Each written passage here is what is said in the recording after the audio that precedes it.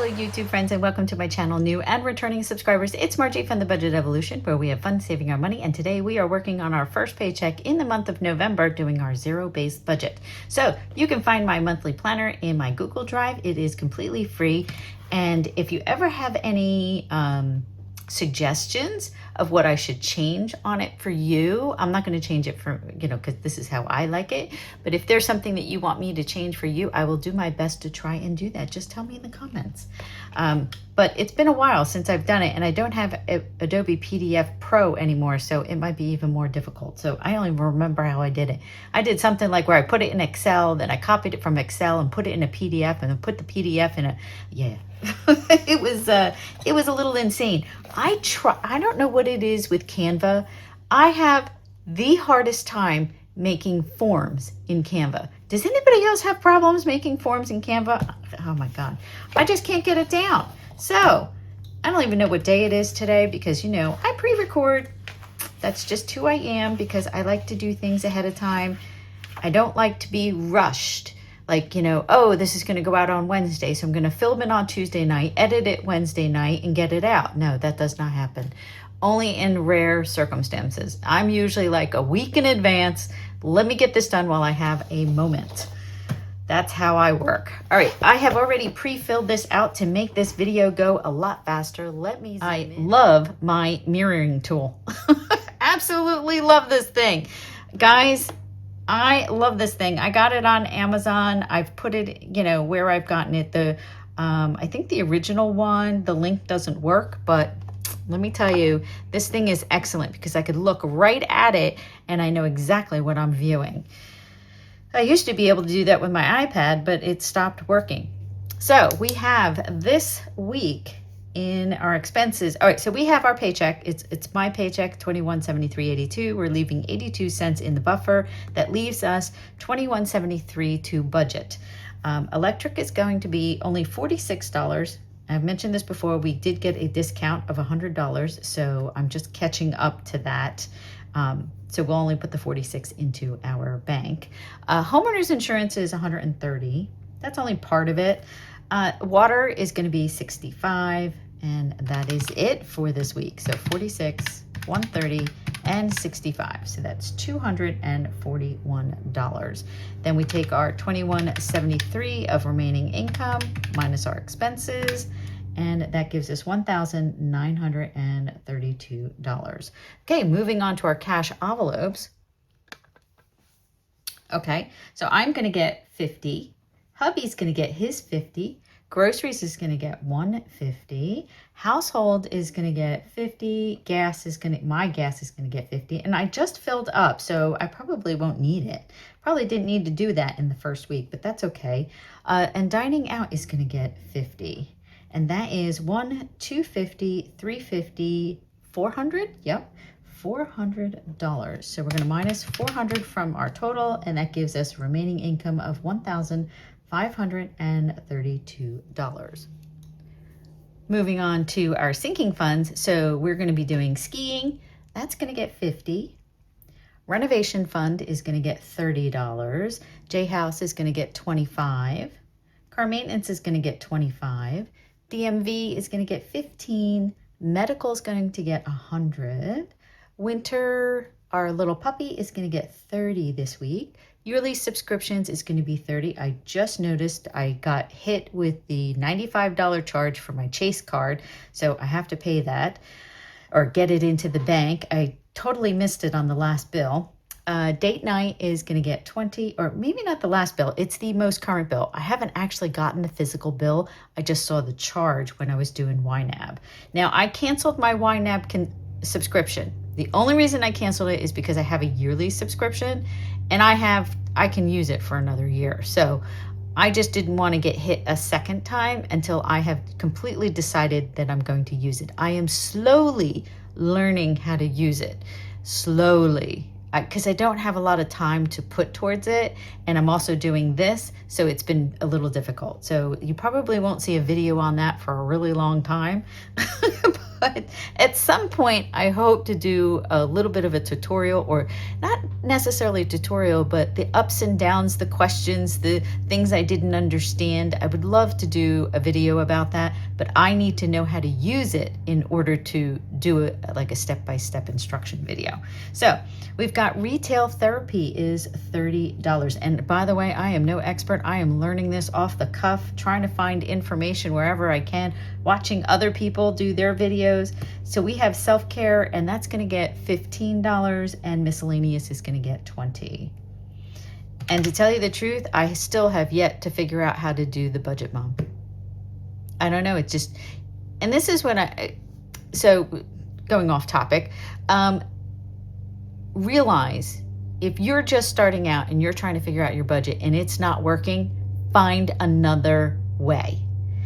One person's way may not be your way. One person's understanding of how to do their budget is not necessarily what fits your brain. Like I watch hundreds of you guys out there, and I really resonated with Celisa from Beautifully Me and You. Her method is pretty much what I'm doing here. This is where I got my idea for mine, but I have different bills and debt and savings challenges. So I just took what I had used for 2 years. I did hers, and I loved it because it was so simple for me, but it may not be simple for somebody else. Like my daughter hated it. She did not like the way that I do it. She loved the way that the budget mom does it, and it just clicks in her head that this is the way. She likes to have her balance. She likes to show what she's putting in and out of her columns. Like I only have one column. The budget mom has your I guess your debit and your credit amount, or whatever it is, columns. So your budget and your actuals, that's what it is, your budget and actuals.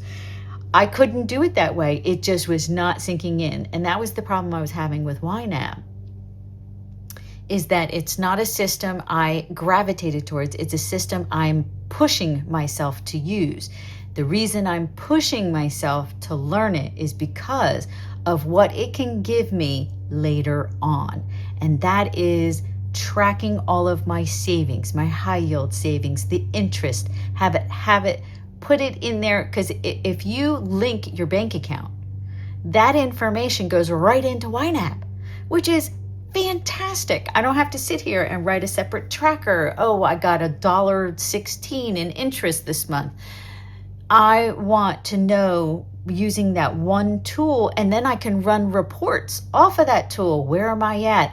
Am I falling behind? Do I need to save more money? Where can I take away from spending in one category and put it into savings in another category? That is the reason why I'm trying to teach myself how to use YNAB. Guys, if you have a really good video on how to use YNAB and all the ins and outs, especially if you are a cash stuffer of envelopes, that has been the biggest thing that has kept me from really grasping it. So I'm trying to bring it down. I made all of my accounts not linked, and I just set them aside, and I just created my categories, and I'm assigning like, okay, I took, $2,000 out in cash. Where did that cash go? And then I have my budget. So I just went in and said, okay, out of that $21.73 I took out of the bank, this much went to electric, this much went. So I'm slowly teaching myself, trying to use the cash envelope system with YNAB, doing it very slowly. It's a very slow process. Okay, moving on. Let me add this up really quick. And that is $390. And down here at the bottom was my 15. You can't really see it. See, I love this because I can see. So we have 1,532 minus our 390, and that gives us $1,142 left in our income. So then we have a Debt Sunday. This is helping to put money towards, we're using At the Mall savings challenge. And this is for my daughter's student loans, her private student loans. So we're doing $145 this week. And then we're going to minus that. That gives us $997 to put into our savings. I love zero-based budgeting. Absolutely love it. I love the cash envelope system because let me tell you something. Guys, I've said it and I've said it time and time again. I would never, ever have saved $1,000 in one paycheck for savings. Never. I would always be catching up. Ooh, I spent $1,000 extra in my credit card. How am I going to pay it? And then the next month, oh, I had $1,000 that I could have put in savings. And guess what? I spent $1,200 on my credit card. Now I'm $200 behind. That's what my cycle was. I was always trying to catch up to my credit card. I still have problems and oh guys, oh my gosh. Okay, I have to talk about this. We're only 11 minutes into this video, so I think I could stick this in here. I have mentioned many times, this time of year, I get into that that flow of spending money. It's the holidays. Oh, I need to buy stuff for Halloween. I need to buy stuff for Thanksgiving. I need to buy stuff for Christmas. I need to buy stuff because I'm buying stuff. Because I'm shopping. Shopping. Let me show you something. I got to show you. You guys probably have seen it when you saw my check-in and on stuffing. But in October, where the heck is October here? I want to show you what happens to me this time of the year. Okay, and I'm gonna actually zoom in on this because this is what happens to Margie when I shop. I went on Temu. I was looking for one thing, and I made one purchase. Not one. I made two.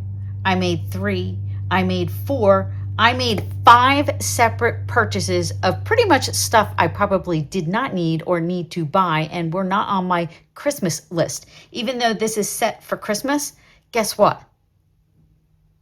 I don't think all of it was Christmas.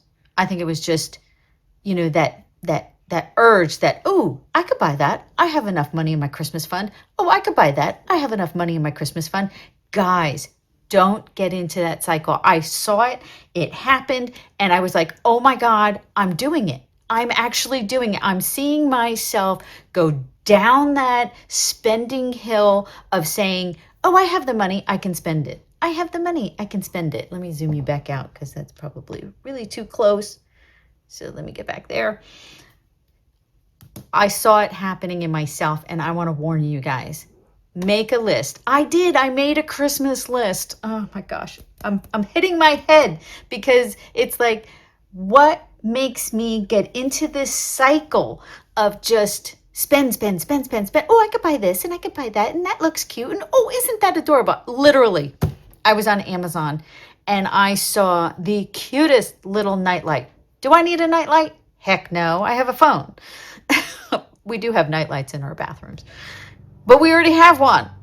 It was this little duck that was laying on his side, just kind of like melted into it looks like it's melted and it's squishy. So it's really for kids, but it was adorable. And I was like, oh my God, that would be so cute for my daughter. Does my daughter need a nightlight? No. I put it in my cart and I didn't buy it, but I put it in my Amazon cart and I'm going, somebody needs it.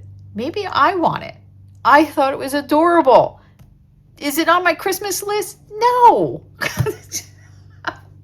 But that's what happens to Margie this time of year. It is a terrible, terrible trait.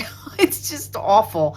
I'm trying so hard not to get into that path because I do tend to spend a lot of money during this time of year. And it's mostly crap I don't need, my husband doesn't need, my daughter doesn't need, family doesn't need, whatever. Whoever I'm buying for, it's like, oh, this is cute. Let me get it for so-and-so. Oh, this is cute. Let me get it for so-and-so. No. Stop. Stop. I'm going to put it up on the screen. Stop. I have a specific item for each person that I want to buy a gift for. Yeah, you know. We know. So I am putting it out there. Guys, don't think somebody needs something. Make a list. Really think about what gift you're getting for that person. You might get them maybe one fun gift with one practical gift. You know what I mean? Well, yeah, but we only have one child, so it's very easy to go overboard on her, and she loves it when we go overboard. But most of the time, this kid just wants money. She's like, just give me money. Like, but that money's no fun on Christmas morning. All right, I'm off my rant. You guys probably think I'm absolutely crazy. Okay, wait a minute. What am I doing? I gotta move it down. Oh my goodness. Yes, I saw myself doing that and I was like, I got to tell you guys about it. I have to put it out there. That's what this channel is about for me. It is to just like put it out there and go, stop it, Margie. Stop it. You have to fix yourself. You got to fix yourself for your budget. I mean, if I had expendable cash, that we didn't travel or anything like that, yeah, I would have a lot of cash. And I could probably set up a fund that says crazy money for Margie. I probably should create one of those. But for the time being, we are saving for vacations and paying down debt. So, oh my gosh. Oh, man. All right. Going into savings, big savings day. You're going to see we are adding in you'll see it on the next page, but we're adding in a new category you haven't seen in a while, and I have some good news on that one. So we're putting $330 into our big savings account. Random Saturday is going to get 141. Travel Tuesday is going to get 320. Our 2025, this is our Christmas challenge, the 2025 challenge. So that saves over $2,000, $2,025. So that is plenty of money for Christmas. That's why I got into that thing. Oh, I got lots of money. I got tons of money for Christmas. Yeah, until I spend it 3 times over, right? Savings challenges is $100. Wedding Wednesday. I should be putting more of that money into my daughter's future wedding, because it's going to pop up when I least expect it. So we should come to 997 to create our zero base budget. So let's see, did we do it? 330, 141, 320, 91, 100, and 15 is $997. That is our zero base budget. Awesome. Okay, let me zoom you back out a little bit here. Whoop, wrong way. I love this because I could talk to you while I'm doing it. I like to see the little fall at the top there, which soon should I change it now or should I change it after Thanksgiving? I guess I'll change it after Thanksgiving to do Christmas. I'm ready. I'm ready to decorate for Christmas already. All right. I have actually pre-filled this out because it does take a long time. And I don't think you guys want to see me go, 20, 45 and a 1, All right, so I'm going to speed this up. I have moved everything over to here, and we'll talk about the totals in a minute. All right, so let me speed up, and I'll calculate my totals.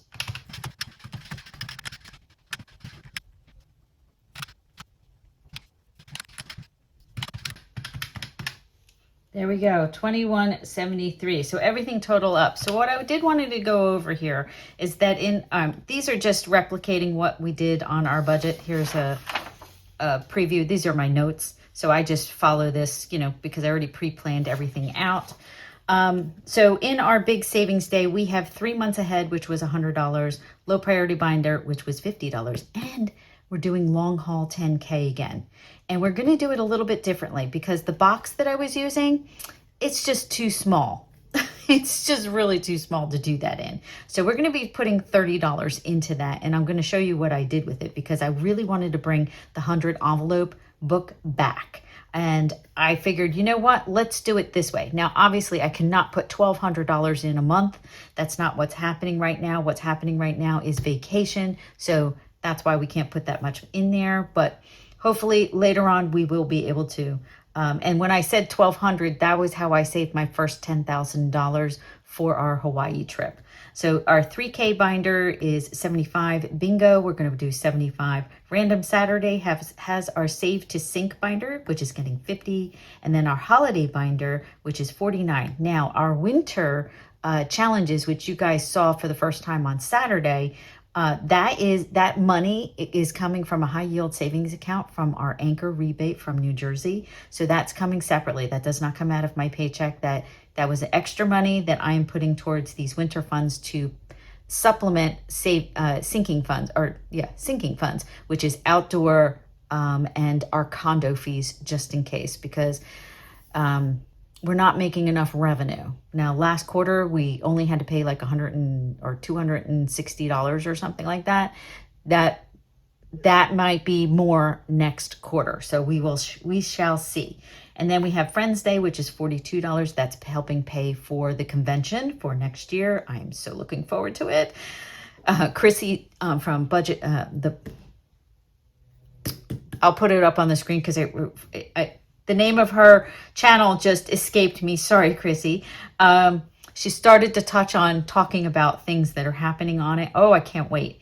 Wedding Wednesday is $15. So we are, every little bit that we've got, we're just putting it aside for different things and just being consistent. Even if it's $5, $10, $6, whatever it is, we are just going to start putting money aside. At the mall, Debt Sunday is going to be $145. Then our savings challenges for Christmas is $91. We are finishing the 2025 challenge this month. So in the month of November, we will be finishing that challenge because we need that money to pay for all the Christmas presents we're going to start buying, which we actually, as you've seen, we already started buying. Travel Tuesday is going to have our vacation binder for $50. Our sloth challenge for $100. Jet setting challenge is $70. And Japan, we're doing $100. And then we have our regular savings challenges for $100. There you go, guys. That is my zero-based budget for the first week in November. I can't wait to stuff that money. Guys, thank you so much for watching and listening to me rant. If you have tips on how not to overspend during the holidays, put it in the comments because I would love to hear about it. I always need to find different ways to stop me from overspending. Please like, subscribe, share, comment, and I will see you guys all in the next video. Bye, everyone.